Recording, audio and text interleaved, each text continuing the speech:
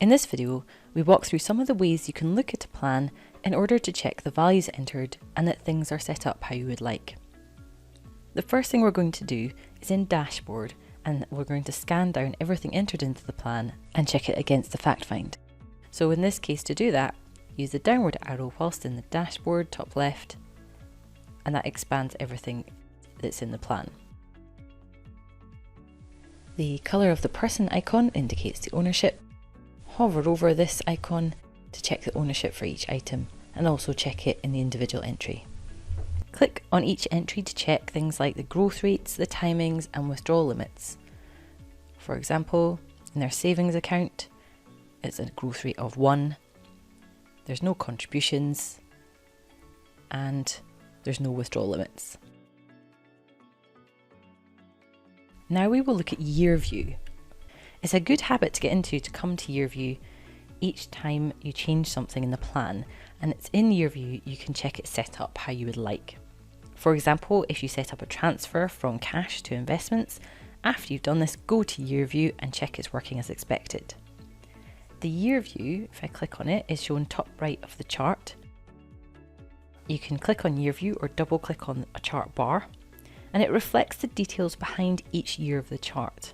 So we've got the cash flow, money coming in, expenses, money going out, which includes contributions into things in the black line, the end of year balances in the investments and pensions, as well as the net growth rates, contributions and withdrawals in that plan year.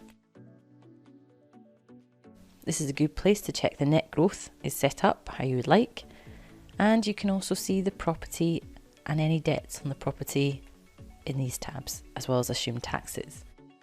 Now what we're going to do first is scroll to the markers in the plan, so the key events in the plan. We've got university start for Oliver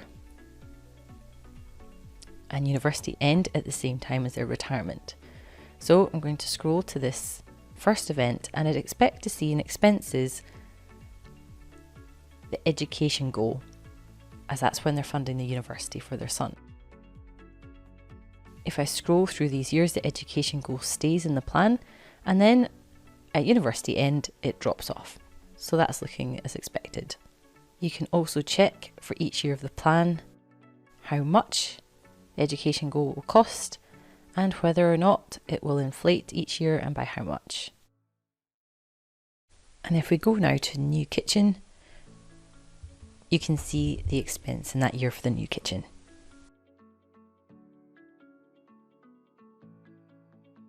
Year view is really key. You can also use it in the insights. So if I go to one of the insights and look at, for example, the market crash, if I click on year view at the top right, it will show you in the year of the market crash, which is at year 2026, in the investments and pensions tab, the amount they're expected to drop in that year because of the modelled market crash. Either side of this year, you'll see the growth rates return to normal.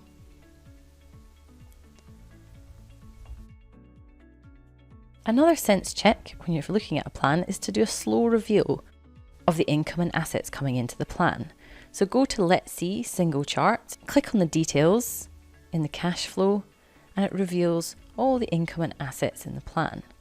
First you can hide all, and this gives you the expense profile for the plan, and bring in the items one at a time in order to sense check when they start and stop and the rough amounts. So employment stops at retirement as expected. They have some other income coming in which also stops at retirement. They've got their state pension and their superannuation pension. And then they also need to access their taxable savings in order to make up for the shortfall in the other years. This is also a nice way of presenting this chart to a client. You bring the items in one at a time to explain what they are. Finally, use the different chart types as a check as well. For example, we could go to Let's See Dual Chart, and in the same plan, in the base plan, I'm now comparing my cash flow chart to my assets chart. I can put the legend on and hide the non-liquid assets, which is the property if I wanted to. This is a really handy thing to do if there's red in the plan, because you can check if there's, say, a shortfall, have they indeed run out of assets in that year, or are there still some left? And if there's still some left, it might be that there's a withdrawal limit set up on that account, for example. Use the other charts as a check as well. I can look at the other charts in the plan to get an idea of what else there is. The taxes chart and year view taxes are useful, for example, to check the CGT in the plan.